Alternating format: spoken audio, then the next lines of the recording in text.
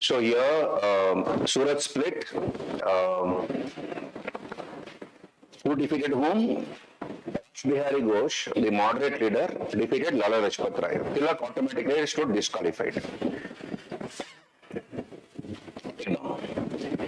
We will make a timeline. Okay, I'll make a timeline. And from, okay, 1905, take down, 1905, timeline. Then I'll explain, it becomes easy for me. Timeline, okay? Timeline. 1905, Banaras Congress session, isn't it? Banaras session. Banaras session of the Congress. Who became the president at the Banaras Congress session? Gopala Krishna Gokhale. Gopala Krishna Gokhale. 1906. We had the Calcutta session of the Congress. Who became the president? Dadabhai Nauroji became the president. We also have the establishment of the All India Muslim League. All India Muslim League was established. All India Muslim League was established in 1906. 1907, what happened? Surat session of the Congress. Surat session, we have the split in the Congress. Who were thrown out? Extremists. Extremists were ousted from the Congress. Okay, extremists were ousted from the Congress. Who became the president? Rash Bihari Ghosh. Rash Bihari Ghosh became the president of the Congress. He was a moderate leader. Then 1909, Minto-Morley reforms. Minto-Morley reforms. Minto-Morley reforms. 1911, shifting of the capital. I'll not write everything. It becomes so 1911. So 1909, Minto-Morley reforms. Okay, 1909, Minto-Morley reforms. Then 1911, capital of British India was shifted from Calcutta to Delhi. Shifting of capital from Calcutta to Delhi.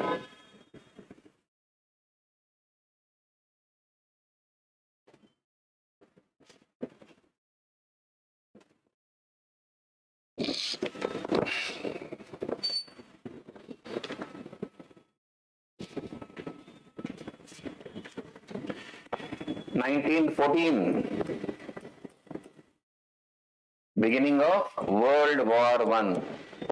World War I was fought between two groups. Who are the two groups? World War I?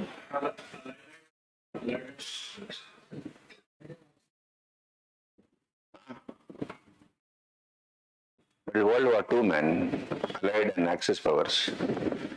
World War I, Triple Entente.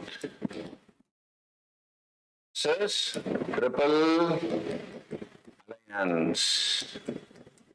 Triple Alliance consisted of what are the countries? Germany, Austria, Hungary. Germany, Austria, Hungary, Turkey, Italy jumped to the side of the Triple Entente countries. Triple Entente consisting of England, France, Russia, etc. Italy, of course, Italy was earlier part of the Triple Alliance. He joined the side of the Entente later. England, France, Russia, America joined later, all those things. This is World War I. World War I. Then 1915, who came back from South Africa? Return of M.K. Gandhi. Mahatma Gandhi from South Africa. 1916, Lucknow session. Lucknow session of the Congress. We have the Lucknow merger, what is called the Congress merger. The Congress merger. Congress merged again into one. Who were invited back into the Congress? Extremist leaders. And the Lucknow Pact. Lucknow Pact took place. Lucknow Pact. Then 1917, Champaran Satyagraha. Champaran Satyagraha. Champaran Satyagraha. 1918, Ahmedabad mill strike. Ahmedabad mill strike.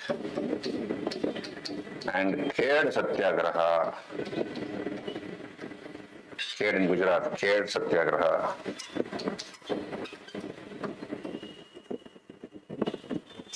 In 1918.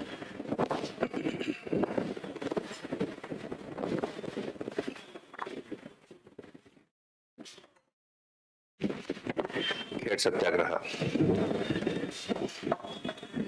Then 1919, the Government of India, Montagu-Chelmsford reforms. Montagu-Chelmsford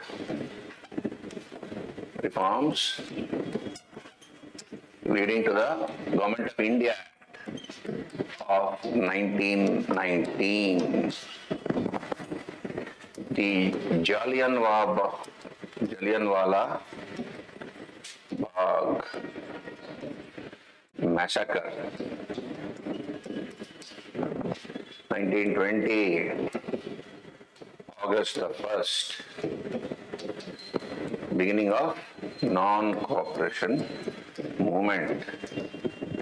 Non-cooperation movement launched by Gandhi. 1922, Chauri Chaura incident. And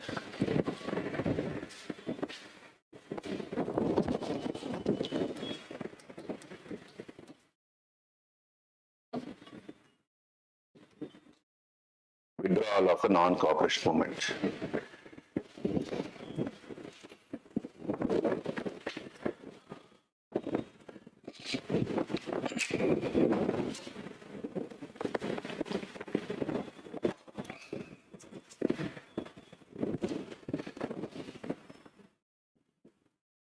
Okay.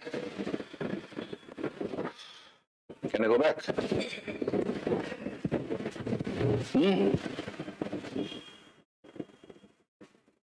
Okay. Right.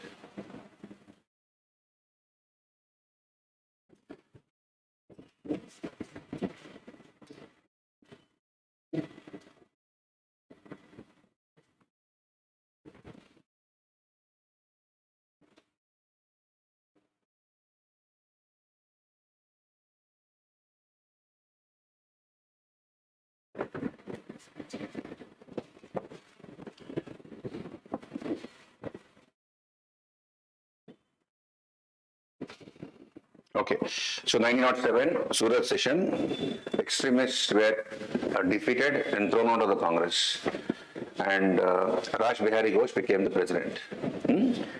Lala Lajpat Rai was defeated. Right. So moderates expelled the extremists.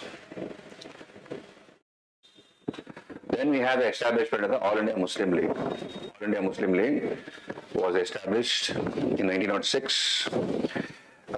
So here, extremists founded the Liberal Party and called themselves neo-nationalists once they were expelled from the Congress.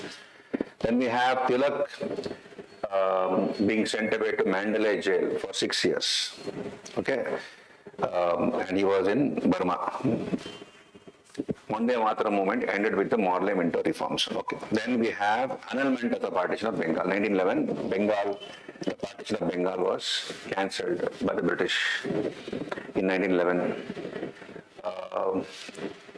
and the capital of British India was shifted from Calcutta to Delhi. Lutyens Delhi. Edward Baker, Edwin Lutyens are the founders of New Delhi. Why did the British make Delhi as the capital now of British India instead of Calcutta? Sorry? Mughals used to. Yeah, Delhi was the capital from the time of the Delhi Sultanate and Mughals. Weaken the Bengal, how? I'm asking you, why did the British choose Delhi as the capital instead of Calcutta?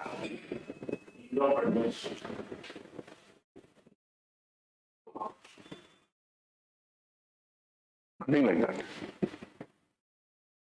Two reasons are there. Understand this, two reasons are there.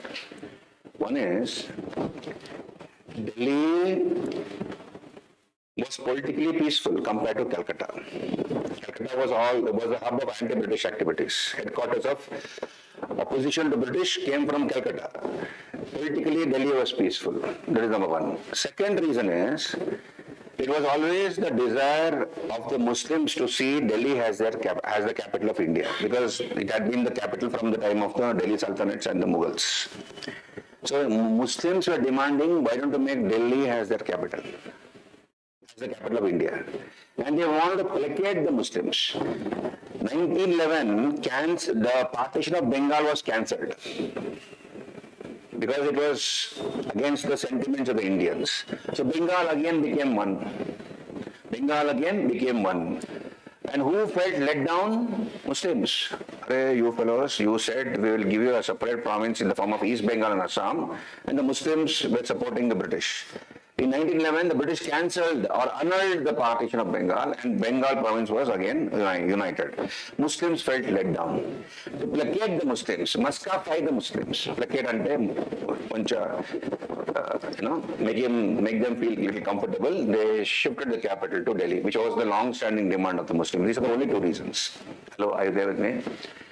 See, sometime back when the new parliament building was built, new parliament building has been built, we have the Rashtrapati Bhavan. Inside the Rashtrapati Bhavan, there is a garden, lawn on the garden. What has that garden called earlier? It was called Mughal Gardens. Mughal Gardens. Who designed the Mughal Gardens? The same person who designed New Delhi, Lutyens, Edwin Lutyens. Edwin Lutyens was also the person who designed Mughal Gardens. You have done medieval India, all of you? You have done medieval India. Now look here. Edwin Lutyens, who designed the Mughal Rashtrapati Bhavan, it was the earlier official residence of the Viceroy. It was the Viceregal Lodge. Now it's called Rashtrapati Bhavan, official residence of the President of India. So outside the Rashtrapati Bhavan, inside the compound, you have a beautiful garden, and it was called Mughal Gardens. Why did the British call it as Mughal Gardens? Purposely, because we have the Mughal Gardens designed in the char box style. Mughal Gardens has been designed in a char box style. So you study that in Mughal architecture. Char box style. This is char bagh. Bagh is a garden. So this is called a char box style of garden. Running water. Okay, garden has been split like this, and you have running water in these gaps. This is called char ante 4, bagh ante garden. Okay, this is the style of the Mughals. So the Rashtrapati garden, the Mughal garden has been designed like this. Okay, and purposely it was called Mughal Gardens because it followed the Mughal pattern of landscaping. Recently, this government, the central government under Modi, have renamed the Mughal garden as Amrit Udyan. Amrit Udyan. They have called it as Amrit Udyan.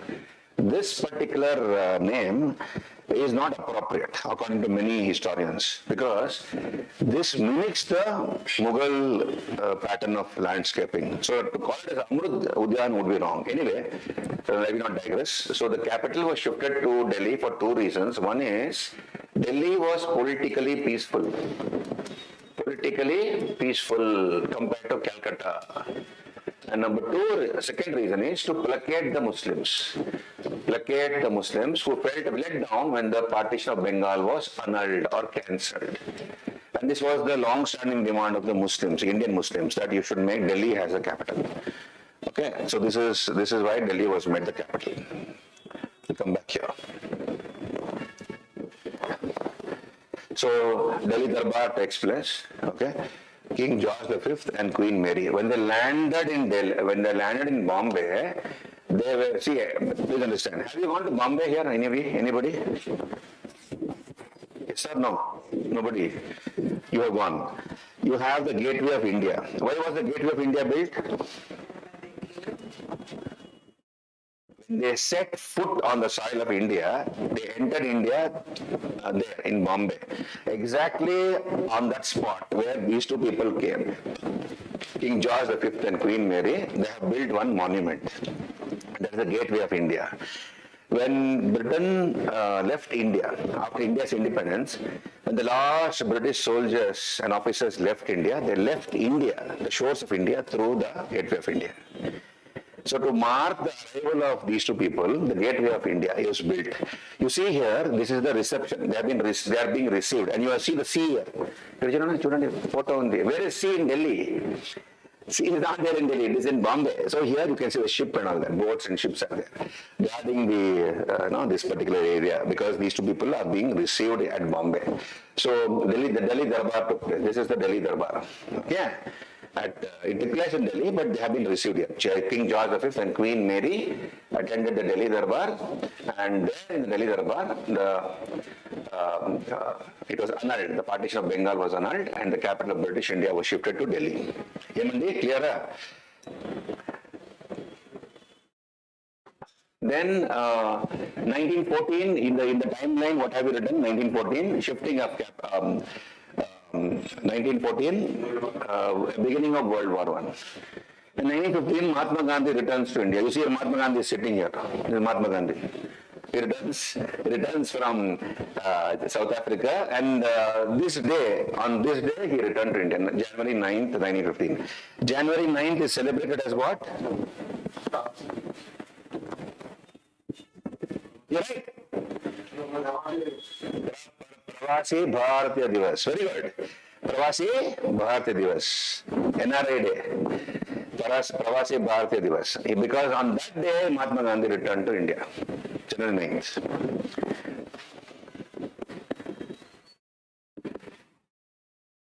Okay. Then Lucknow Home Rule Movement. Tell me. Home Rule Movement.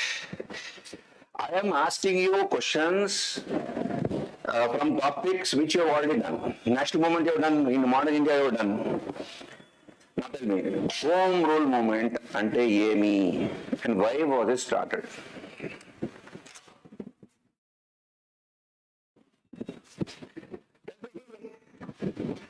Where is the pen? Home Rule Movement. You all know who started it. Who started it? Annie Besant and Tilak. Okay. What is Home Rule Movement?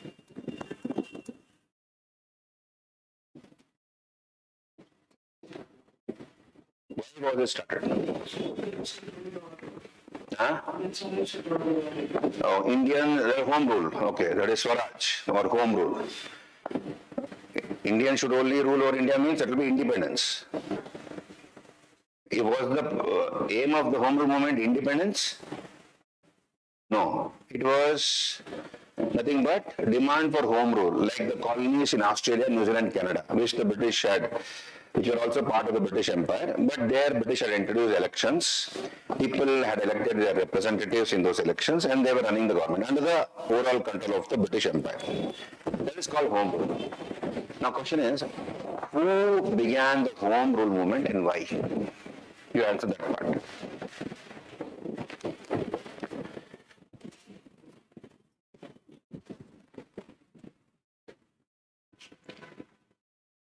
You have done national movement, no? Now please answer this question. Why was the Home Rule movement started?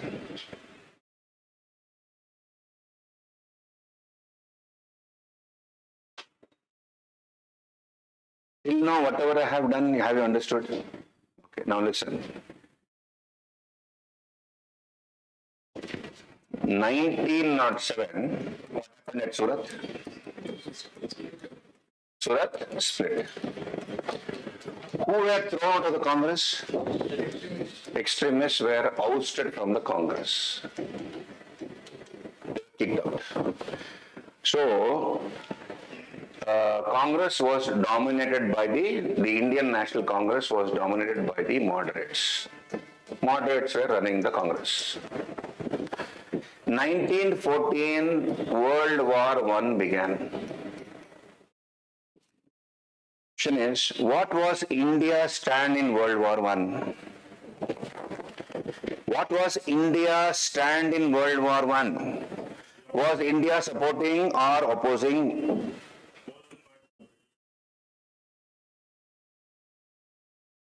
It was fought between Triple Alliance and Triple Entente. It is not Triple Entente, Triple Entente. Entente means what? Friendly understanding amongst countries. Friendly understanding amongst countries. That is the meaning of Entente. Now, what was India's stand in World War I? India was, who was dominating the Congress? Moderates were dominating the Congress. And moderates were always pro-British. Okay?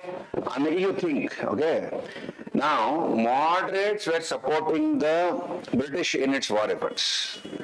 Triple Alliance, I told you already. Triple Entente, England, France, Russia, Germany, Austria-Hungary, Turkey, and Italy. Italy joined Triple Entente later. So these are the countries. So moderates were supporting Britain in World War I. India was supporting Britain in World War I. Why was India supporting? Why was Congress supporting? Moderate leaders supporting? In the hope and belief, Congress people, moderate leaders thought that if India supports Britain in World War I, after the end of the war, India will be given Swaraj or self-government. British India ki Swaraj or self-government istaru after World War I ends. With that hope and belief, the Congress, which was dominated by the moderates, was supporting the British war efforts. But one person thought otherwise. That was Annie Besant. Annie Besant felt this is not correct. Just because India and Indians are supporting Britain in World War I doesn't mean that Britain is going to grant India Swaraj or self-government after the war. Indians should start a mass movement and put pressure on the British government. Just because they're supporting, automatically Britain is not going to give India self-government, like Canada, Australia, New Zealand. Indians should start a mass movement and put pressure on the British government. Then the British government might consider giving India self-government after the war.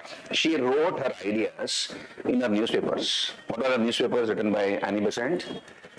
Commonweal, and New India. Commonweal and New India. She expressed her sentiments in her newspapers, Commonweal and New India. Tilak agreed to Annie Besant's thought. Oh, correct chaptaru. Annie Besant, correct chaptaru. We should also start a mass movement. What she's saying is right. And he bought that idea and he began the Home Rule movement. So in April 1916, Tilak began the Home Rule movement in certain parts like Maharashtra, minus Bombay, Birar, central provinces and Karnataka. Maharashtra minus Bombay, Birar, Karnataka, central provinces. He began the Home Rule movement. Who? Bal Gangadhar Tilak. And in the rest of India, minus the areas where Tilak had begun, Annie Besant began her Home Rule movement in September 1916. What was the aim of the Home Rule movement? So Annie Besant began all over India, all India, except those areas where Tilak had already begun the Home Rule movement. What was the idea of the the aim of the Home Rule movement? To achieve Home Rule for India. Annie Besant uses the word Home Rule. Home Rule ante Swaraj. Swaraj ante self-government. Same thing. All the meaning is the same. Swaraj, self-government, Home Rule means same. If you tell Swaraj, British might not understand. Okay? Swaraj Kavali, Swaraj ante yemi. Home Rule. If you use the word Home Rule, they'll be better able to understand. So she uses the word Home Rule. Did you understand? You don't get confused. Okay, self-government, Swaraj, Home Rule, everything is the same. So she begins the Home Rule movement. Okay? The aim is to achieve Home Rule from India. And Tilak also adds certain clauses, vernacular languages, national education. He adds these two things. Linguistic provinces.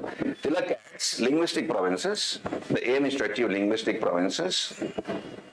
And also vernacular education. So the aim of the Home Rule movement was to achieve self-government or Home Rule or Swaraj for India, like the colonies of England, that is Australia, New Zealand, Canada, linguistic provinces and vernacular languages. This is Home Rule movement. Are you there with me? Huh? No. They were supporting World War I. It was not, they were supporting World War I. There was nothing to do with World War I here. India and Congress was dominated by the moderates. They were supporting, Congress as a body was supporting World War I. Okay? And Home Rule movement was started in the hope that Britain is going to give India Home Rule after the war. But we should put pressure. That was the reason why the Home Rule movement was started. Are you there with me? Suddenly, the Home Rule movement came to an end. So you have one wing, Tilak's Home Rule movement, who was the president, who was the general secretary, who was the president of, Annie Besant's Home Rule movement, Joseph Baptista, George Arundel, all those things. Those factual information any book will give you. Suddenly the Home Rule movement came to an end through the August Declaration. So in the timeline, add that please. Where is that? Suddenly, the Home Rule movement, where was I? Wait. What is August Declaration? August 1917. The August Declaration.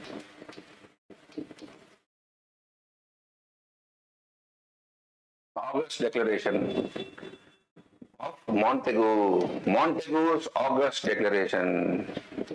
Chapandi, what is August Declaration? I said Home Rule movement came to a sudden end with the August Declaration of Montagu. What is August Declaration?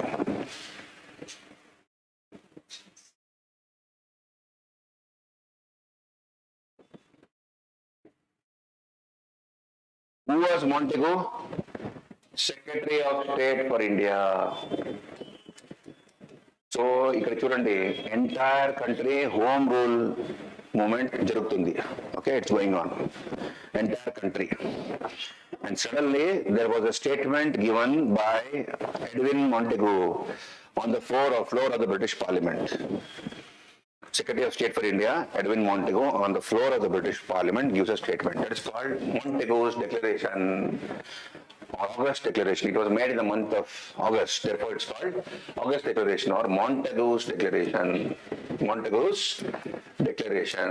It says, the aim of Her Majesty's government is to have an increasing association of Indians in every branch of administration and the gradual development of self-governing institutions with a view to the progressive realization of responsible government in India as an integral part of the British Empire. That is the exact wording of the Montagu's Declaration. I repeat, the aim of Her Majesty's government, I'll go slow, understand GND. The aim of Her Majesty's government is to have an increasing association of Indians in every branch of administration, the gradual development of self-governing institutions with a view to the progressive realization of responsible government in India as an integral part of the British Empire. Do you understand?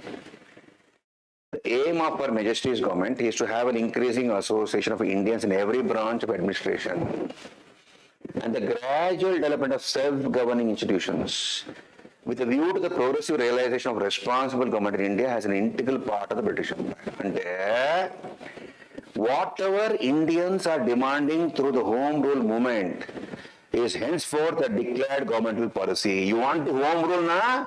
Nice government policy only from henceforth. It is the British government's policy to increase the proportion of Indians in government and administration. We are going to give you Home Rule, don't worry. This is August Declaration. When Montagu makes this statement on the floor of the British Parliament, Annie Besant was very happy. Annie Besant called this as the Magna Carta of British rule in India. She was very happy. Such a senior official of the British government is making a statement. Therefore, there's no point in continuing the Home Rule movement. She calls up the Home Rule movement. Tilak got caught in a libel suit. He got caught in a legal case. One person called Valentine Shirole, one fellow called Valentine Shirole had called Tilak as the father of Indian unrest. He said he accused Tilak of all the revolutionary activities in India. Whatever terrorist activities, revolutionary activities were happening in India, he called Tilak as the father of Indian unrest. Tilak put a defamation case on him. Defamation ante mana nashtam. You know, understand? Mana nashtam. Defamation case. Okay. Assassination chestaro. He is, spoiling my name. Defamation case. And Tilak himself was an advocate. He went away to England to fight the case himself.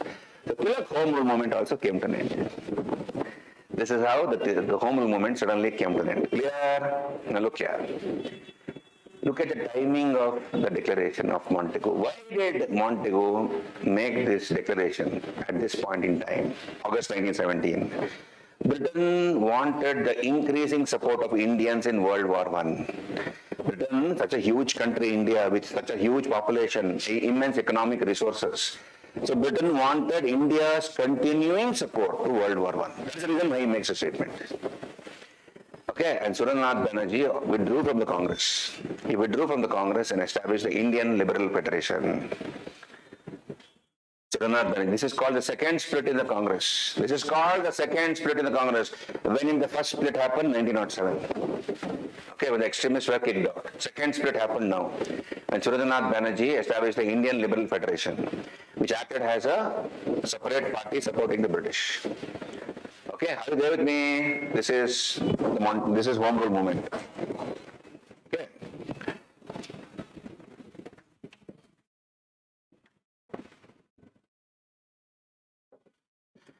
So, ఇక్కడ చూడండి Home Rule League. Okay, and that was the time when Tilak gave the statement, Swaraj is my birthright and I shall have it. Swaraj is my birthright and I shall have it. So here, Home Rule, then Annie Besant was supported by these, George Arundel, Indulal Yagnik, B.P. Wadia. She established two newspapers, New India Commonwealth, and then also national schools and colleges were established, including the Varanasi Sanskrit Vidyapith. Okay. Then Sindhi community joined the freedom struggle during this period, during the Home Rule period, Sindhi community. Then you have the August Declaration of Montagu, which suddenly brought the Home Rule movement to an end. Able to catch me, guys? Okay.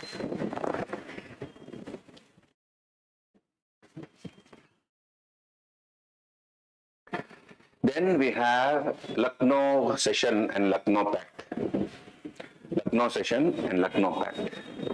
Lucknow Session happened in Lucknow, 1916. Who was the president? A.C. Majumdar, Ambika Charan Majumdar. Two things happened at the Lucknow session. One is the Congress merger. Congress merged together. Why? Enduku Babu? Who were invited back into the Congress? Extremist leaders. Extremist leaders were invited back into the Congress. What was the reason for that?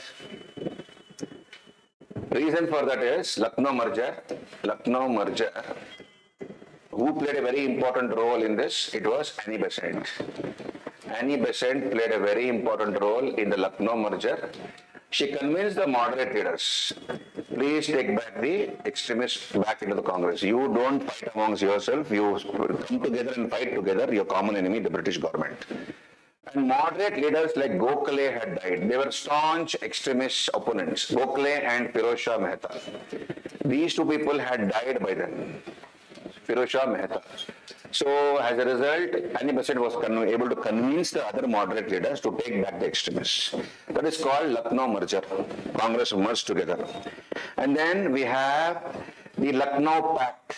The Lucknow Pact, under which the Congress and the League presented joint, that is Muslim League, presented joint constitutional demands before the British government. That's called Lucknow Pact. Jointly. So you see, when was the Congress session held in Lucknow? In Lucknow, at Lucknow, December 1916. Congress held its session at Lucknow. Next building, next ground, Muslim League held its session. Simultaneously, Muslim League also held its annual session at Lucknow in the adjoining area. And together, the Muslim League and the Congress presented joint constitutional demands before the government, which is known as Lucknow Pact. Tilak also played a very important role in the Lucknow Pact. What was the Lucknow Pact? What did the Lucknow Pact say? So in 1909, understand this, Morley-Minto reforms had given separate electorate to Muslims. Separate electorates had been given to Muslims. What is the meaning of separate electorates, Babu? What is the meaning of separate electorates? Sorry? Only Muslims can contest and only Muslims can. Very good. See, in a constituency, let us say, I'm taking a hypothetical example. Let's say Ashok Nagar undi. This is Ashok Nagar, na? Ashok, this is Domalguda Ashok Nagar. So let us say Domalguda constituency undi. If it is a reserved constituency for Muslims, only a Muslim candidate can contest and only Muslims can vote. Nobody else can vote and nobody else can contest. That is called separate electorates. Hello? Yeah? Now, Congress had till now opposed the separate electorates granted by the Minto-Morley reforms. 1909 Act, Congress had opposed it. They were against separate electorates given to Muslims. But in the Lucknow Pact, Congress for the first time accepted separate electorates for Muslims. It said, okay, no problem. This was a great political blunder committed by the Congress because it later led to the partition of this country. It later led to the partition of India. 1909 separate electorates had been given to the Muslims. Congress had till now opposed it. In the Lucknow Pact, it for the first time accepted separate electorates for Muslims. And it was a big political blunder committed by the Congress. Okay, because later it led to a separate demand for, a separate state for Muslims in the form of Pakistan. 1940, Lahore Resolution of the Muslim League. 1940, Lahore Resolution of the Muslim League demanded a separate state for Muslims. Muslim League said Hindus and Muslims cannot live together. We want a separate homeland for the Muslims. And they demanded a separate state. So this led to the partition of the country eventually later. It was therefore considered to be a big political blunder. Okay, right. So this is about Lucknow merger and Lucknow Pact.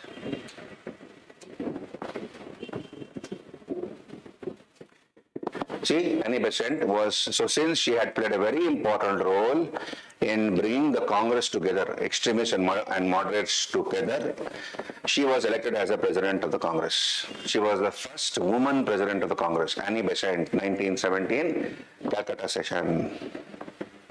Okay, then we come to Gandhian era. Mahatma Gandhi comes back from South Africa.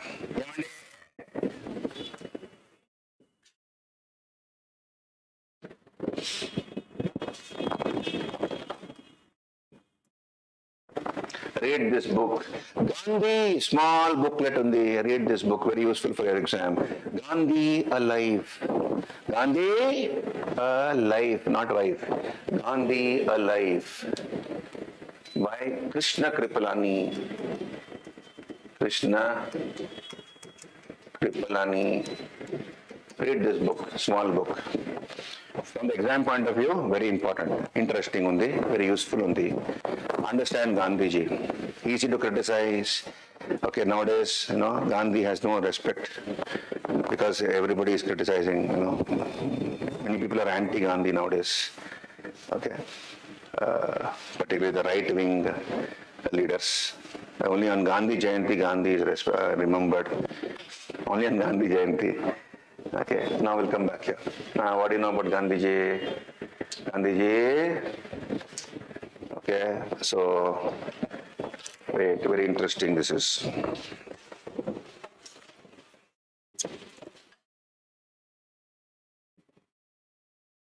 Okay, certainly I have not brought that, doesn't matter. Okay, Gandhiji. So, Gandhiji was, the early life of Gandhi, born to, he was, he was born at Porbandar.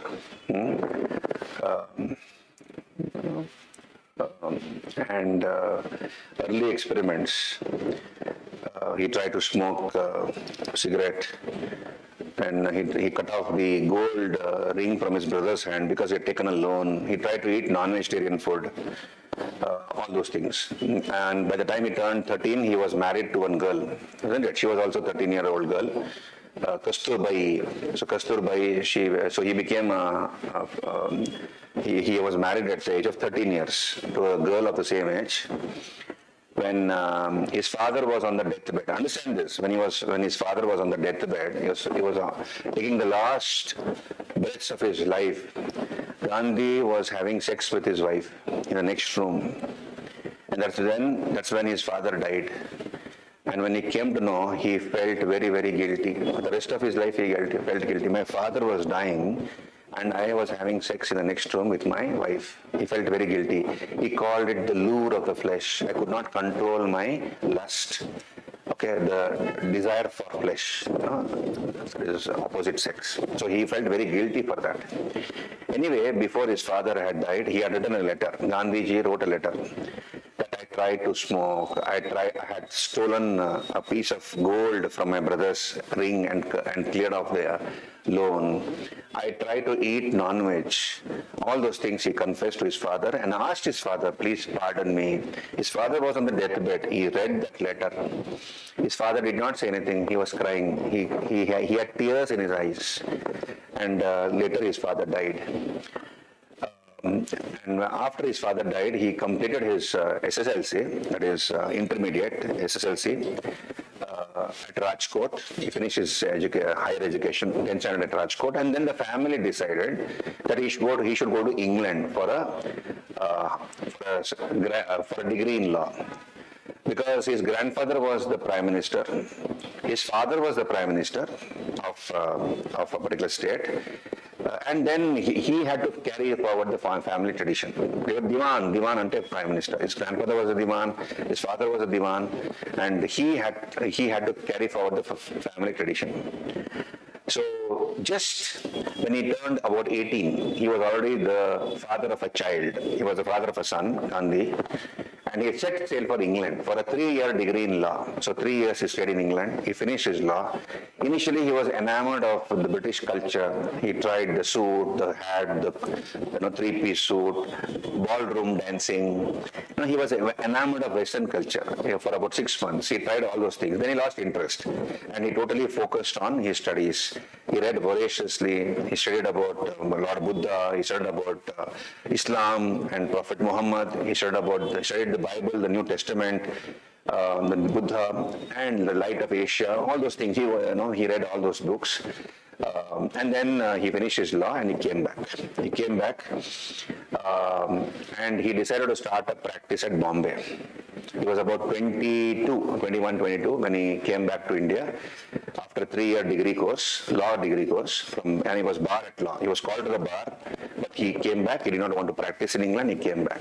And Rajkot was not the right place to start a practice. He began his practice in Bombay. He opened a small room there for consultation. 6 months, nobody came to him. Nobody came to Gandhi. Why? Because those days in Bombay, used to have middlemen. Lawyers used to take the help of middlemen to get clients. So imagine I'm a lawyer, okay? And there'll be hundreds of lawyers in that area, in black courts. So there'll be a middleman who will bring a potential client. Somebody is there looking for some guidance. So that middleman, a broker, will bring that client to this lawyer, and the lawyer will give that broker commission. Gandhi felt this is against morality. So he never took the help of a middleman.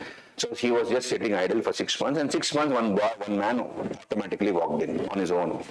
Gandhi accepted his case. When he went to fight that case, he was shivering in his pants. He could not speak before the judge. And he became an object of ridicule. So this fellow bar at law, he cannot even speak. So he lost confidence. He closed down his shop, gave back the advance to that client, and he went back to Rajkot.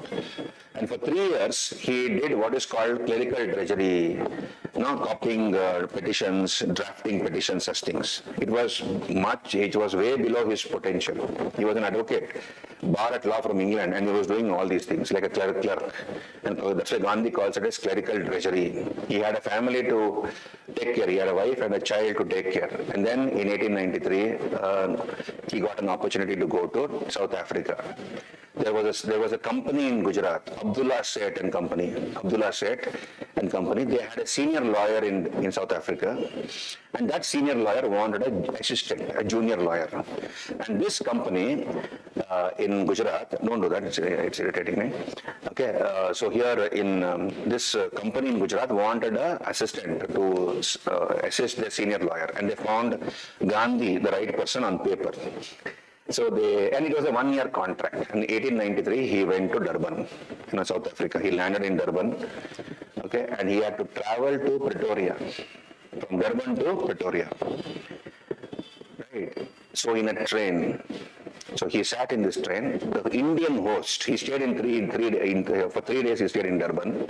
That Indian host, in whose house he was staying, he took him to show the Durban High Court. Gandhi was in his peta. As he was about to enter the Durban High Court, the judge who was sitting on the chair asked Gandhi to remove his peta and come inside. Okay, Gandhi felt slighted. He criticized the judge, because those days removing peta means, getting rid of your self-respect. It was equal to self-respect. So Gandhi protested. He was, in the next day's newspaper, he was criticized as an unwelcome Indian for having protested against the judge. Durban to Pretoria he had to go because that senior lawyer was working in Pretoria. And this Indian host at Durban booked a train ticket, first-class train ticket for Gandhi. So Gandhi sat in the train with his hat, 3-piece suit, okay, with a bag. And he sat in Durban in that train, and the train began to move towards Pretoria. Exactly 9 o'clock in the evening, 9 p.m., the train came and stopped at a station called Maritzburg. Those days it was called Peter Maritzburg. Okay, now it's called Maritzburg. So the train stopped there, and then a white lady, entered the compartment. She saw this brown man Gandhi sitting, and she called for the conductor and a TT, okay, and she complained, see, this man is sitting in this chair, meant for the whites. Gandhi did not know that there was apartheid in South Africa. What is apartheid? Racial discrimination. On the basis of what is racial discrimination? Color discrimination. He was in England, and in England he had never experienced color discrimination. 3 years he had studied law there. He had not experienced color discrimination. But in South Africa you have apartheid, racial discrimination. On the basis of color, Indians and blacks were looked down upon. Asians and blacks were looked down upon. Dogs and Indians are not allowed. Common board outside a restaurant. Dogs and Indians not allowed. That was common word in South Africa during those days. Gandhi did not know that. And this lady complained of a brown man sitting in a white compartment. Gandhi showed the ticket. The TT told him, you better get out to the general compartment. Gandhi protested. You see, I have a ticket. That is a reserved ticket, first class ticket I have. He said, I don't care. You're not supposed to sit here. You better go to the van compartment and the general compartment. When Gandhi protested, he was heckled out. He was pushed out of the train. His goods his luggage was confiscated and put in the cloakroom, and the train went away. He was insulted severely. And he was sat on the bench entire night shivering in the cold. He had taken warm clothes with him. It was in his luggage, and that luggage had been seized and kept in the cloakroom of the railway station. So whole night he sat suffering, thinking what to do. Should I go back to India or should I stay back and fight? And by the time it was daybreak, Gandhi had decided to stay back and fight. That's where his career began. This was a turning point in Gandhi's life. He had gone there only for 1 year. He stayed back for 24 years, more than 20 years. And when he came back, he was 44. When he left India, he was about 22 to South Africa. When he came back, he was about 44. And South Africa was a laboratory for Gandhi. It was like a laboratory where he tried his techniques of ahimsa, satyagraha, all those things. He made many friends there.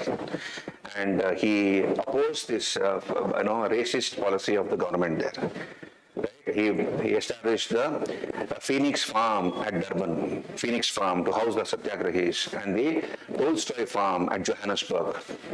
So he established 2 farms there to house the Satyagrahis. He established 2 newspapers there, Indian Opinion. And on the request of his political guru, Gokhale, Gandhi returned to India in 1915, January 9th, which is nowadays celebrated as Pravasi Bharatiya Divas. For 1 year, he traveled extensively all over the country to understand the problems of India and Indians. Because he was away from this country for more than 20 years, so Gokhale told him, you better roam around the country, understand this country and the problems of the people of India. Please understand, even before he came to India from South Africa, he was very, very popular because he had fought for the rights of indentured laborers in South Africa. And then happened the Champaran Satyagraha, 1916, Champaran Satyagraha happened. When I do peasant movement, I'll discuss that. Peasant movements discuss Champaran Satyagraha. Then happened the Ahmedabad mill strike, 1918. Then the Kheda Satyagraha, 1918 again, Kheda. So he participated in all these movements. And then happened the Rowlatt Act, and the Rowlatt Satyagraha. And then he launched the non-cooperation movement following the Jallianwala Bagh massacre. So we'll come back to that, just hold on.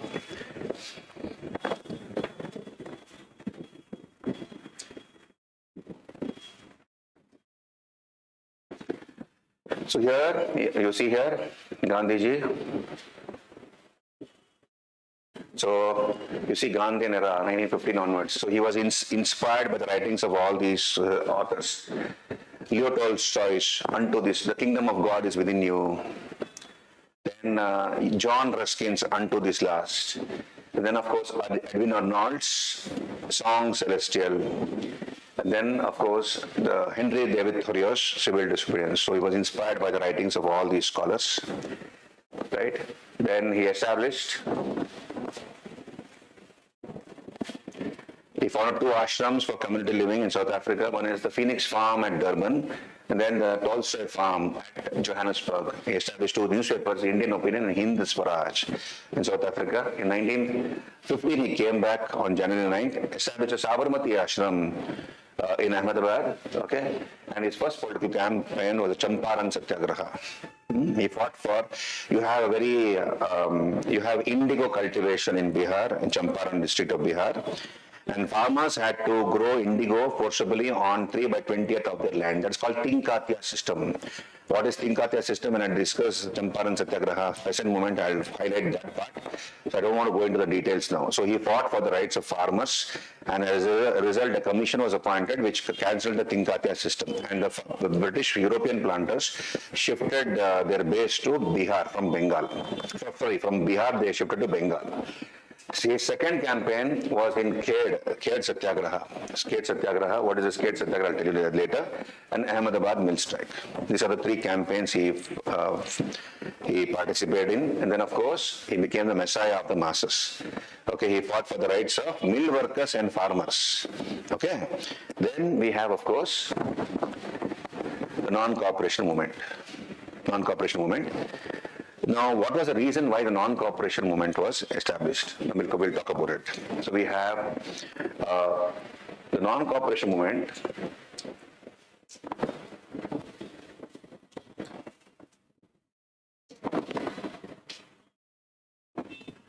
NCM, non-cooperation movement.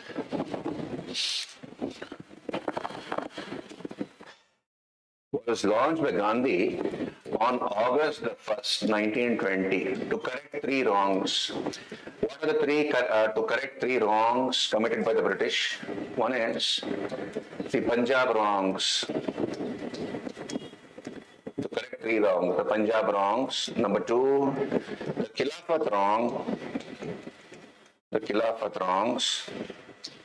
And number three, for better constitutional reforms. Better constitutional reforms.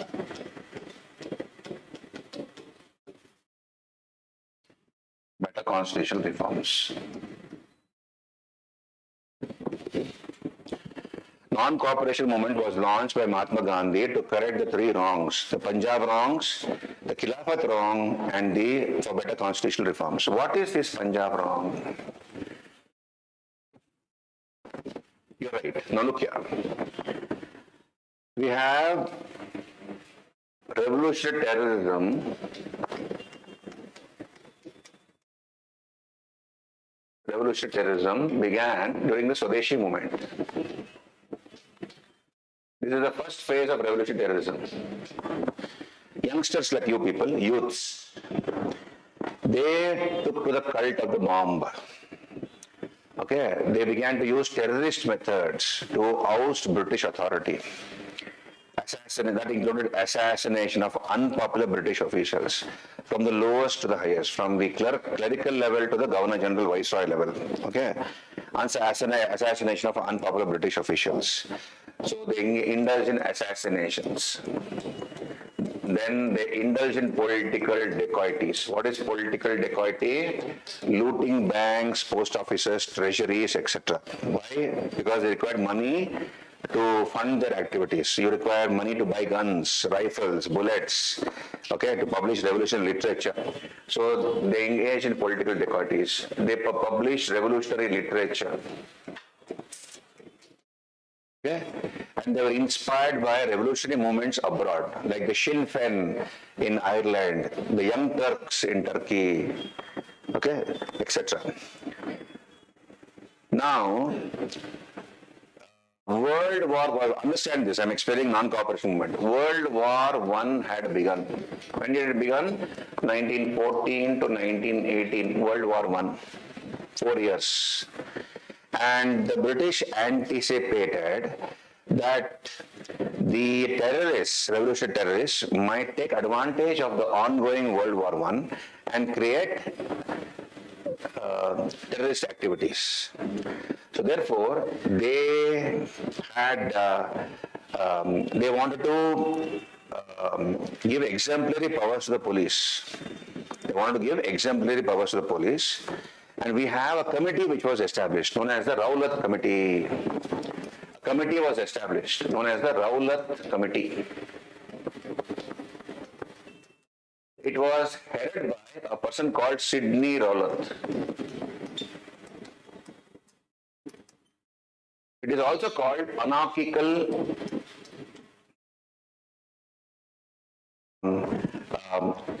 and Revolutionary Crimes Act. The Rowlatt Act is also, this committee brought out an act called Rowlatt Act, which is also called Anarchical and Revolutionary Crimes Act.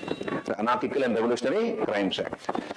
Under this, understand this, very simple. Under this, anybody could be arrested on mere suspicion. Okay? And imprisoned for a minimum period of 2 years. that arrested person cannot even go on trial. He cannot go on appeal to the higher court. Summary trials will take place without a jury. Jury ante emi panel of judges. So there will be only one judge. Imagine I am walking on the street and going. Okay, British police or army people suspect I am a terrorist. They don't like my face. They don't know I'm a teacher, minding my business and going somewhere. They have arrested me, they'll put me in the jail. I cannot hire a lawyer. I cannot even ask them on what charge are they arresting me. I will be brought before a judge. So this will be an in-camera session. And it's not a public trial, it is an in-camera trial within the four walls. A judge will come and ask the police or the army people, what did this person do? They say, sir, we suspect he is a terrorist, he might create problems. That fellow will sentence me for 2 years.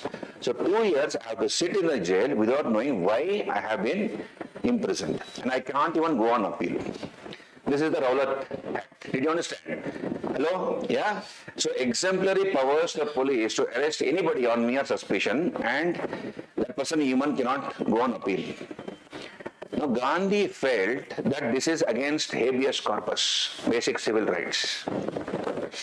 So you cannot just arrest anybody just like that and put him in the jail. Okay? He said, okay, revolutionary activities are happening, but can you consider everybody a terrorist? No.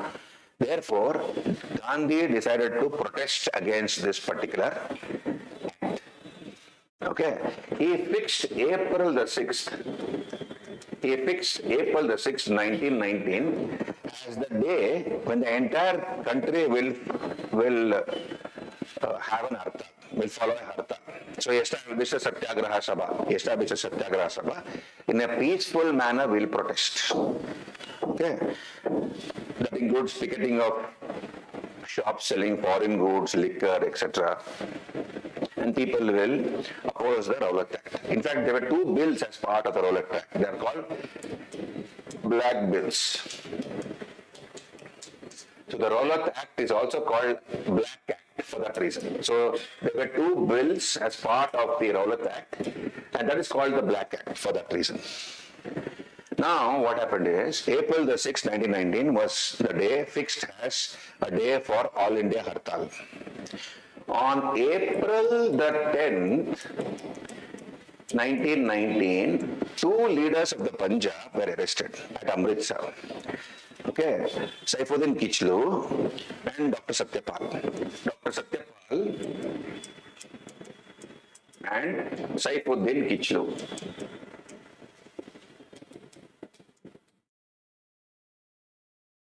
They were part of the Congress organizing committee. Congress session was supposed to be held in Amritsar. They were part of the Congress organizing committee, and these 2 people leaders were arrested. Okay. Now what happened is, on April the 13th, on Baisakhi Day, April the 13th, 1919, Baisakhi Day. Baisakhi ante Pongal. In South India we celebrate Pongal, harvest festival in the Punjabi harvest festival is called Baisakhi. A protest meeting was organized at Jallianwala Bagh. Jallianwala Bagh ante garden. So a protest meeting was organized there to criticize the arrest of these 2 leaders, okay, and also educate the public about the Black Act, that is the Rowlatt Act. Okay, so leaders had come, they were giving a speech and telling them what are the consequences of this Rowlatt Act. Okay, how it is unjust. And they were criticizing these 2 leaders being arrested without any reason. Now please understand, we have the Lieutenant Governor of Punjab, Michael O'Dwyer was the Lieutenant Governor of Punjab, Lieutenant Governor. He had introduced martial law in Punjab. He had introduced martial law. What is martial law? Something like curfew. That is, martial law ante beyond a certain number of people cannot congregate in the public. Minimum 2-3 people can stand outside. We can't have 10-15 people standing outside and discussing things. Okay, and then people cannot come out During certain times, morning, let us say 6 o'clock to 5 o'clock, nobody is supposed to be seen on the streets. Let us say 9 o'clock in the morning, 9 a.m. to 5 p.m. Nobody should be coming on the streets. Everybody should be inside. Anybody found outside roaming in the street will be shot dead. You can come out before 9 o'clock and do your shopping. Shops can open. After 9 or 5 o'clock, all the shops will be closed. Okay, like that. So, these are the martial law. So martial law was implemented by Michael O'Dwyer in order to, he suspected, anti-British activities. Now, people did not know that this law has been implemented throughout Punjab. And common people, youngsters, children, old people, physically handicapped, pregnant women. So, common people had congregated in the Jallianwala Bagh. We have Reginald Dyer, RMH Reginald Dyer. He was an army officer. He came to the Jallianwala Bagh. He saw that people had peacefully congregated and they were listening to the speech. He knew that martial law had been implemented. How dare these fellows violate the martial law? He ordered his Gurkha rifles. The regiment was the Gurkha regiment. He ordered his soldiers to. There was only one exit and one entrance to that bagh. The way you enter, you have to exit from there. There was a well also inside the bagh. He ordered the soldiers to open fire. Indiscriminately, they began to fire without any warning. No warning shot was given. Kishore announced, we will, 10 minutes, you better clear this place, otherwise I will order shooting. And he should have given a warning shot. Nothing like that was done. He knew who are sitting there. Children as young as 7 years, 8 years old, children are sitting. Pregnant women, old people, everybody are sitting there. So people began to run helter-skelter. Many of them jumped into the well to save themselves from those bullets. Many people were trying to scale the walls of the Jallianwala Bagh. He ordered his soldiers to turn their rifles and shoot them down. This is the Jallianwala Bagh massacre. Rabindranath Tagore gave back his knighthood. He had won the Nobel Prize for Literature, okay, in 1913. He gave back his knighthood. He had been knighted, Sir Rabindranath Tagore. This is the Jallianwala Bagh massacre. And the Rowlatt, you have the Hunter Committee which was appointed to study, to go into the reasons for this particular shooting. And the Hunter Committee exonerated Dyer. He was brought before the Hunter Committee. He was asked, did you know what you are doing? The type of people who had congregated there. He said, I knew. I knew, and I did my duty. He was remorseless. He did not regret at all. And the House of Lords in England, the upper house of the British Parliament, collected money, funds, and they rewarded Dyer as a great servant of the British Empire. This is the British reaction. There was no remorse. So Gandhi wanted the British to ask for pardon. So he wanted the correction of the Punjab wrongs. Second is Khilafat wrongs. You see, you have the Khilafat. What is Khilafat movement? Anybody here? What is Khilafat movement? Hello? Khilafat Chapandi. Sorry?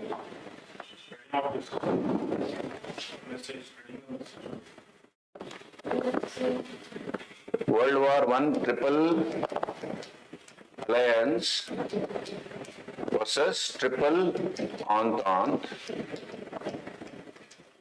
Triple Alliance, who are the three people? Triple Alliance, you have Germany, Austria, Hungary, Turkey. Fighting against England, France, USSR, etc. So in World War I, Turkey was fighting against England. Okay? World War I, Turkey was fighting against England. Turkey was losing. Turkey was losing in the First World War, along with her allies, Germany and Austria-Hungary. Now, when Turkey was losing the First World War, there was a Khalifa in Turkey, Caliph, or Khalifa. Khalifa ante Yemi, Khalifa ante, he was considered to be the religious leader of Islam. After Prophet Muhammad died, who Who was the founder of Islam? Prophet Muhammad. Once Prophet Muhammad died, the Khalifa became the leader of Islam all over the world. Now, during the World War I, Turkey was losing. The British, they began to tell that once the war ends, we are going to dissolve the caliphate. Okay? We are going to dissolve the caliphate. And this Khalifa had control over certain holy places connected with Islam. Makkah, Medina, they were all under his control. And to maintain these holy places, he had some lands, the revenues of which will go towards the maintenance of these holy places. So here, the British government began to tell the Turkish Khalifa that once the war ends, we are going to dissolve the caliphate and we will confiscate all those lands. The Indian Muslims here protested. They said, don't touch our Khalifa. Let him continue to control these holy places and also those lands.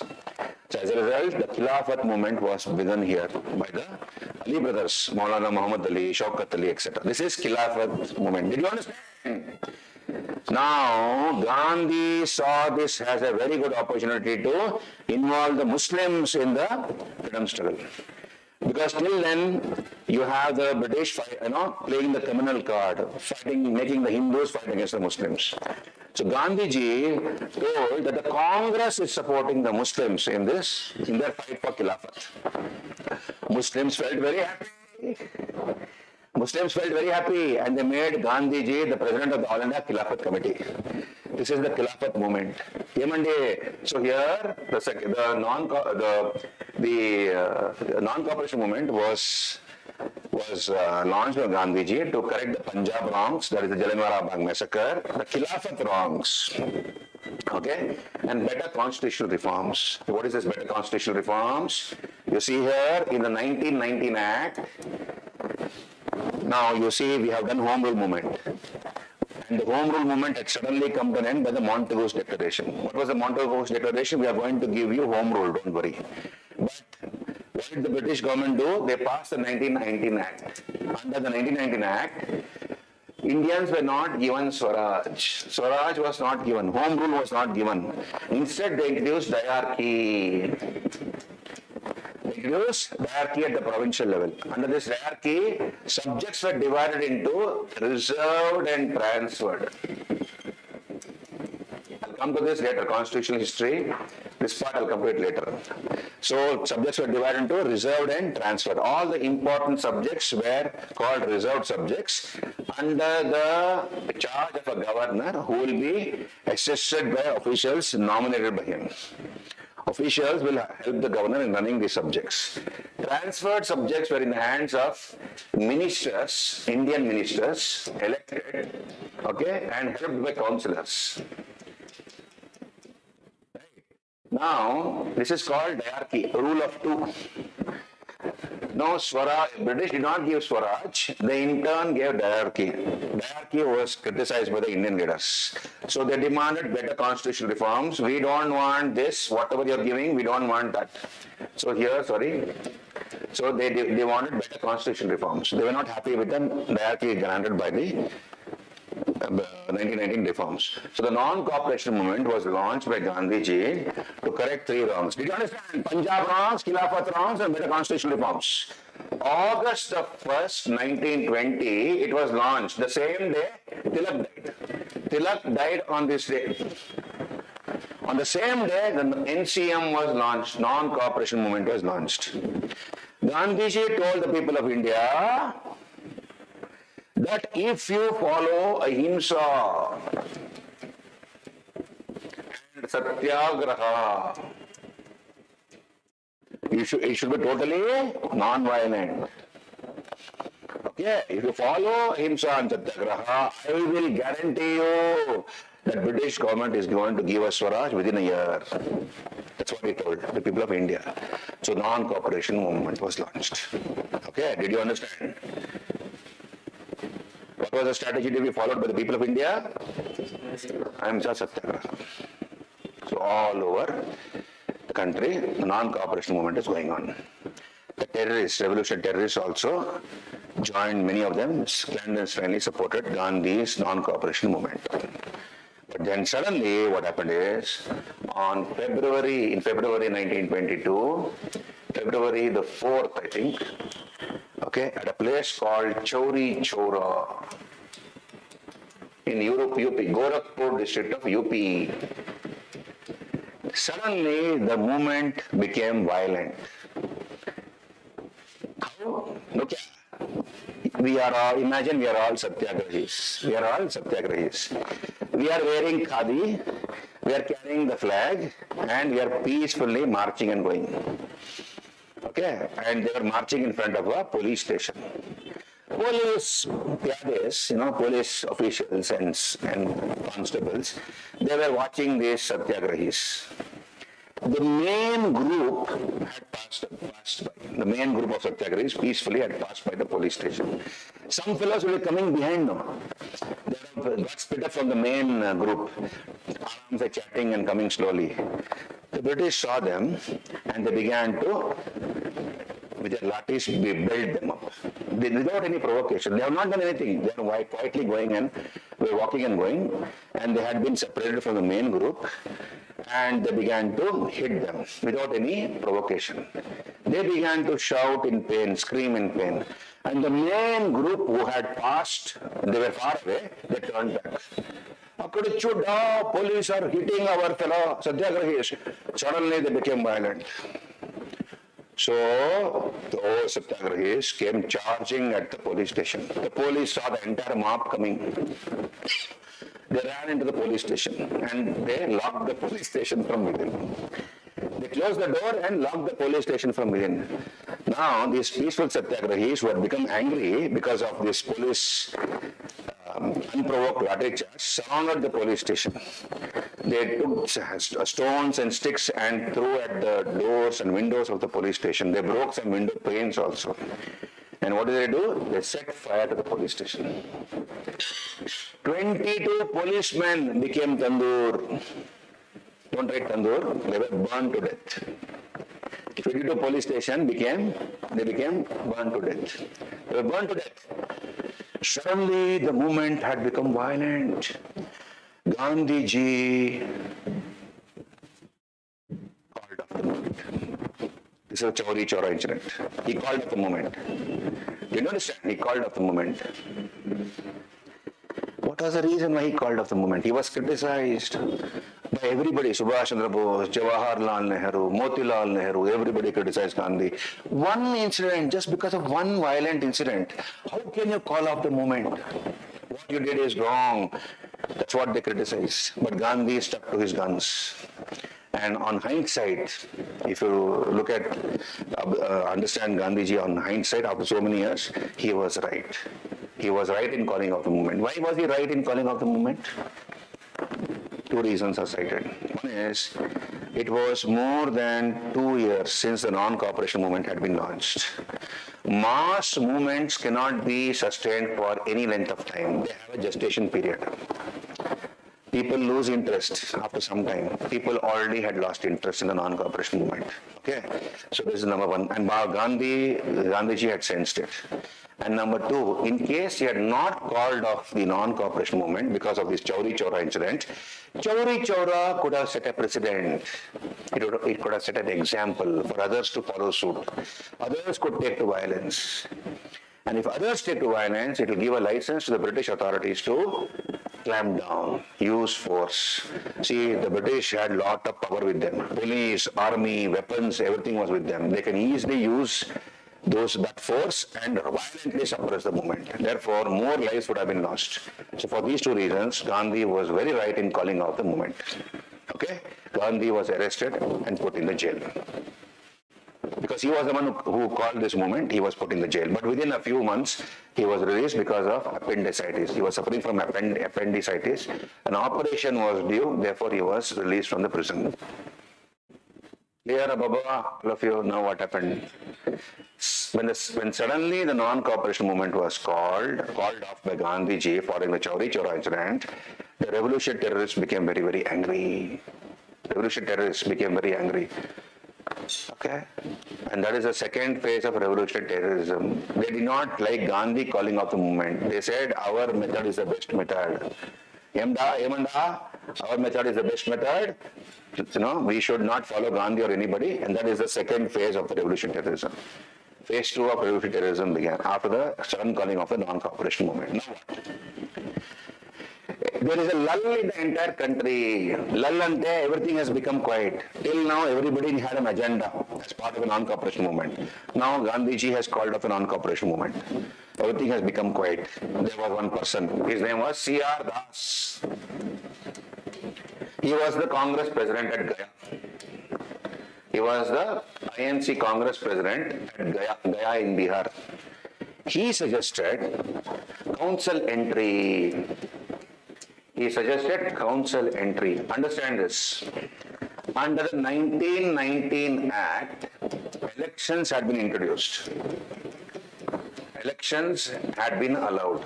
So C.R. Das, as president of the Congress, suggested, let us join the elections. Let us participate in the elections, win the elections, enter the legislatures, and oppose the British government from within the legislatures. That is called council entry program. समझ में आ गया? Contest the elections, win the elections, enter the legislatures, and oppose the British government from within. This is called council entry program, suggested by C.R. Das. So C.R. Das and Motilal Nehru and others are called pro-changers. They are called pro-changers. There was another group of Congress people who opposed council entry program. Who are the people who oppose council entry program? These are the people. They are called no changers. These people are Vittal Bhai Patel, Rajendra Prasad,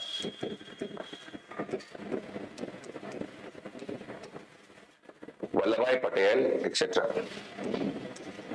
They said, we will follow Gandhian constructive program.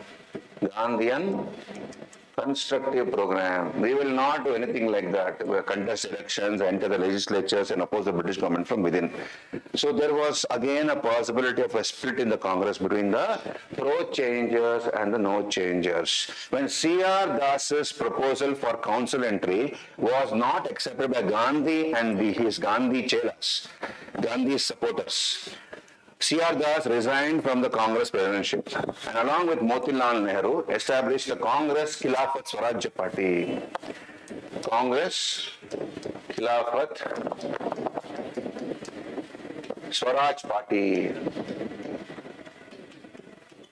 So this was established by C.R. Das as president with Motilal Nehru as secretary. Did you understand? This is called Congress, the Swaraj Party was established. And later Gandhiji agreed to accept Swaraj Party as part of the Congress. Okay, so what was the aim of the Swaraj Party? Enter the councils after contesting the elections and oppose the government from within. Okay, are you there with me? Now, within the Swaraj Party, what happened is, there were a group of people who began to support the British government. What was the purpose of the Swaraj Party? To enter the legislatures after contesting elections and oppose the government. But instead of opposing the government, some of the Swaraj Party members began to support the government. They are called responsivists. Who began to support the government. In 1925, C.R. Das died. The Swaraj Party also fizzled out. This is about the Congress Khilafat Swaraj Party. 1924, we have the Belgaum Congress session presided over by Gandhiji. The only Congress session presided by Gandhiji. 1925, we have the establishment of the All India Hindu Mahasabha. All India Hindu Mahasabha was established. Again, we have the Communist Party of India, CPI, formally established in 1925. Communist Party of India by M.N. Roy, Manamendranath Roy. actually established at Tashkent in 1920, but formally established in 1925, okay, by M.N. Roy. This is about developments in 1925. Hemandi, now let's hold on.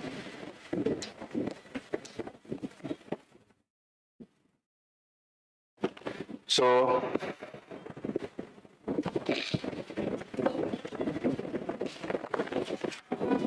are you able to catch me, all of you? So non-cooperation movement, ఇక్కడ చూడండి, Rowlatt Committee, ways and means of handling the problem of terrorism. The two bills were introduced called black bills. And that was, April 6, 1919 was declared as National Protest Day by Gandhiji. April 13th, on the Baisakhi Festival Day, by Jalan Bala Bagh massacre took place. Brigadier General R.E.H. Dyer, he was the one who ordered for indiscriminate firing. Okay, Rabindranath Tagore returned his knighthood in protest. Jallianwala Bagh massacre, April 13, 1919. Then we have Government of India Act, which introduced diarchy. Okay, Congress opposed diarchy. Then Khilafat, the Khilafat Committee was established by these two people, Maulana Muhammad Ali and Shaukat Ali. And Gandhi was made the president of the All India Khilafat Committee.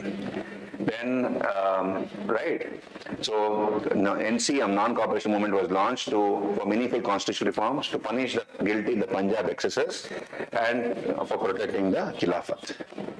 Yeah, right? So here, course, you see here, Swadeshi, Satyagraha, total boycott, no tax campaigns. We have the no tax campaign in Chirala Perala. Chirala Perala happened around that time in non-cooperation movement. Then you have Mopla uprising in Malabar, Moplas, where Muslim farmers, exploited by Hindu landlords called Janmis. So a farmer uprising became communal. During the non-cooperation movement, Mopla revolt. Hemanje, you know that, Mopla revolt. Okay? Then you have riots breaking out. Chauri Chora incident took place. This is a Chauri Chora incident. And that police station was burned down on February the 4th, 1922. Okay? Chauri Chora incident. And results, movement failed to achieve its objectives. Hunter Committee exonerated Dyer. And then Khilafat was abolished. Okay? Then we have the Swaraj Party.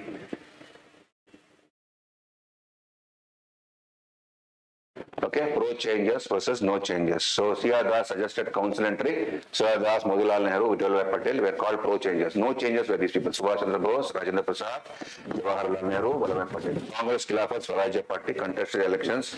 Motilal Nehru became the first opposition leader. Vijay Patel became the speaker. And C.R. Das became the elected chairman of the Calcutta Municipal Corporation.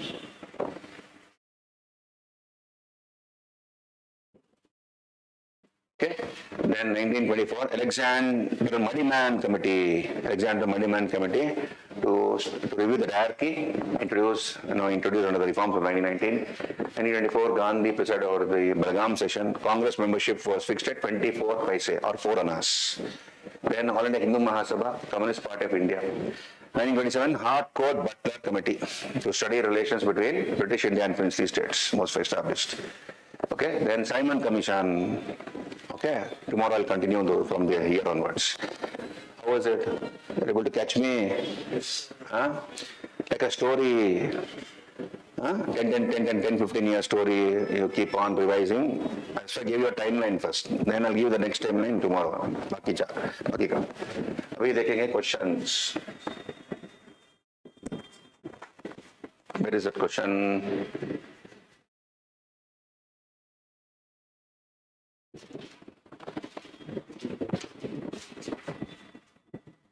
No, wait, this one, no, local disk. This one.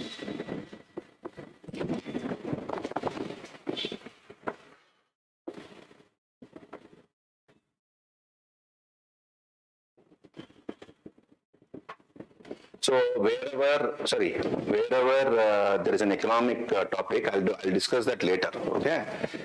Because whatever I have discussed today, I will discuss. This economic thing and all that, see, if I economically on the results of British India, we will do that economic history when we do, we'll come there. This also I'll do it later. Untouchable people with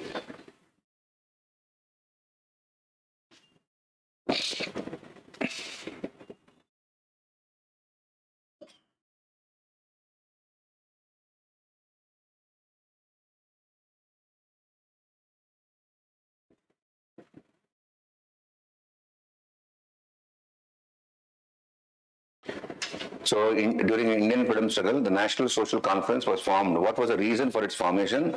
Different social reform groups or organizations of Bengal region united to form as a single body to discuss the issues of larger interest and to prepare appropriate petitions, representations to the government. Indian National Congress did not want to include social reforms in its deliberations and decided to form a separate body for such a purpose. Behramji Malabari MG Rande decided to bring together all the social reform groups of the country under one organization. None of above. A, B, C, given is correct. So what the answer is? B is the answer. Okay, it was a separate organization of the Congress to discuss social issues. Consider the following pairs: Radhakanta Dev, Gaslu Lakshminarasu Chetty, Sujanath Banerjee. Which of the pairs are correctly matched? First President of the British Indian Association, founder of the Madras Mahajana Sabha, founder of the Indian Association. Radhakanta, the first President of the British Indian Association. What is the answer for this? Which of the pairs are correctly matched?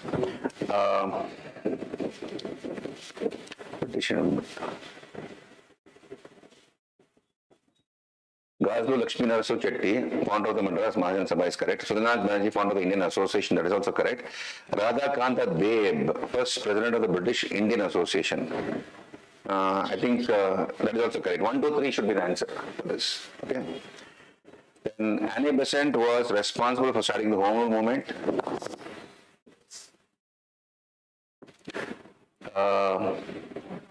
Was she responsible for starting the Home Rule movement? It was begun by Tilak first. Anyway, founder of the Theosophical Society? No. Theosophical Society was founded by Blavatsky and Alcott. And one more person called Quam, Henry William Quam. So she was not the founder of the Theosophical Society. She took over the presidentship of the Theosophical Society after the death of Alcott. Once the president of the Indian National Congress, that is correct. And responsible for starting the Home Rule movement? Home Rule movement was begun by Tilak. Though the idea was of Annie Besant, it was begun by Tilak. So therefore, answer is 2 and 3. Okay, hello?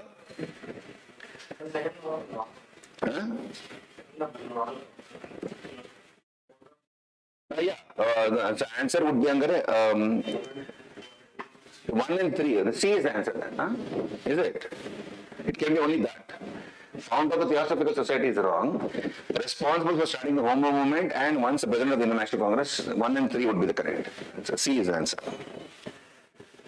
With reference to Swadeshi movement, consider the following statements. It contributed to the revival of indigenous artisan crafts and industries. Correct. National Council of Education was established as part of the Swadeshi movement. That is also correct. So both 1 and 2 are correct. C is the answer again. The Swadeshi and boycott were adopted as methods of struggle for the first time during Swadeshi and boycott.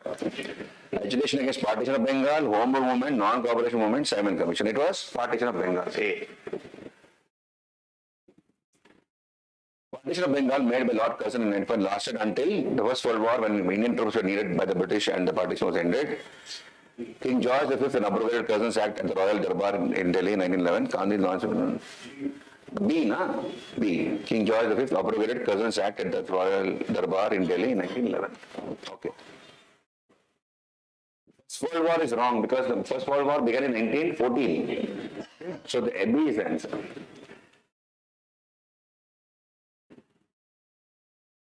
What was the main reason for the split in the Indian National Congress at Surat in 1907? Introduction of communalism into Indian politics by Lord Minto. Extremist lack of faith in the capacity of the moderates to negotiate with the British government. Foundation of the Muslim League. Aurobindo Ghosh's inability to be elected as the president of the Indian National Congress.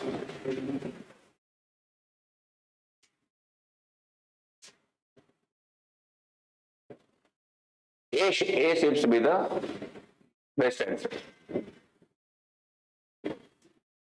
Foundation of the Muslim League cannot be. Aurobindo Ghosh's inability.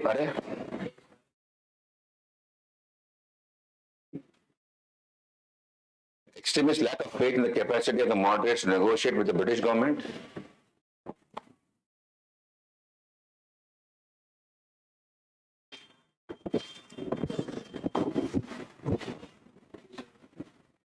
Extremist lack of faith in the capacity of the moderates. Yes, that is the answer. B is the answer. Correct. Correct. Huh? Which one of the following movements has contributed to a split in the Indian National Congress, resulting in the emergence of moderates and extremists? Swadeshi movement, obviously. Huh? Swadeshi. With reference to Madanapalli of Andhra Pradesh, which one of the following statements is correct? Pingali Venkaya designed the tricolor Indian national flag here. Patabi Sitaramaya led the quitting movement of Andhra region from here. Sarvadar Tagore translated the national anthem from Bengal to English here. Madam Blavatsky and Colonel Alcott set up headquarters of the society here. Madanapalli. C is the answer, you're right. Translated the national anthem from Bengali to... Pingali Venkaya designed the tricolor, that is correct. Okay, a tricolor was designed by him. But that was much later, no? Not in Madanapalli.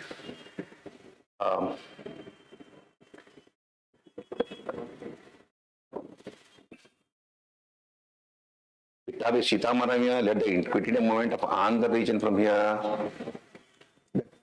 Sitaramaya contested the elections against Bose in 1939 Tripoli session. We did a movement in Andhra, it was led by Patabi Sitaramaya.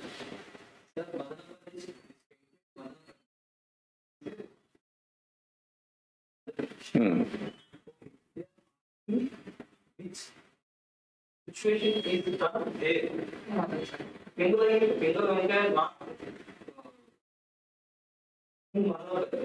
I know. It is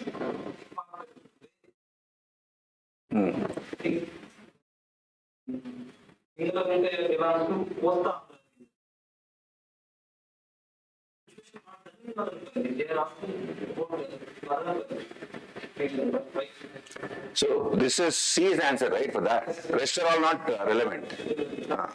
Rest are all relevant. Which of the following statements are correct regarding Brahmo Samaj? Brahmo Samaj we'll discuss later. Okay, went to social religious reform movements, 19th century Renaissance. In the context of Indian history, Rakma Bai case, I will discuss that when I do Rakma Bai case. It led to the age of consent. Age of consent, Rakma Bai case ante, Rakma Bai, 10-year-old girl was raped by her husband of 35 years. I think she was a 7-year-old or a 10-year-old girl. And after marriage, that fellow 35-year-old man, had sex with her. She was a minor, 10-year-old girl. That girl died. That resulted in the British passing the age of consent. Consent ante emi? Consent for consummation of marriage. What is consummation of marriage? When is a marriage consummated? Supposedly on the first night. Marriage undi, Suhagrat, first night undi. So husband and wife are supposed to, according to tradition, have sex on that day. So marriage age earlier was less than, it was minimum 10 years for a girl. Okay, and for boy it was 18 years. Following the death of this Rakma Bai, the British passed the Age of Consent Act, according to which the age of the girl was increased to 12. What was this? That is the age of consent. I'll come to that when I discuss that, So girls' minimum age was increased to 12, boys remained 18. And Age of Consent Act was opposed by Tilak. Tilak said, oh, no, 12 years is too much for a girl, too old for a girl to get married. Tilak belonged to a different era. Then we had the Brahmo Marriage Act. The Brahmo Marriage Act was brought by Behramji M. Malabari. Behramji M. Malabari, Parsi gentleman.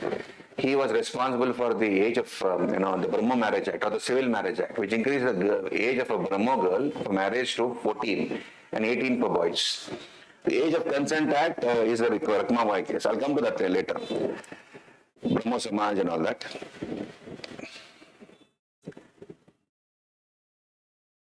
Satyasodhak Samaj will discuss that as part of 19th century Renaissance social religious reform movements. Keshav Chandra Sen also will discuss that one. Okay, I think that's the case. That's about it. Okay, clear? So whatever I have made, that will be shared with you. I'm just adding some few things. That will be shared. Don't worry about it. Yesterday's class also it will be shared. Tomorrow we will finish national movement and then we will do the other movements. CDM, civil disobedience movement, quit India movement. We will finish national movement and then Indian National Army, revolutionary terrorism. That's the agenda tomorrow. Day after tomorrow we will do other movements, peasant movements, tribal movements, important ones I'll discuss. Okay, that's the agenda. Last day, social religious reform movements, economic impact of British rule, revenue reform, Sabindari, Raitwari, deindustrialization, all those things we'll discuss. Right? Okay, carry on. I hope it was fruitful. Okay, so we'll meet tomorrow. Carry on. Thank you. What time is the class? Till 1 o'clock? 1:50. Almost done, almost over. Class is over. You have any questions to ask? Any complaints? Okay. Somebody said something? Nobody? Okay, carry on. Thank you.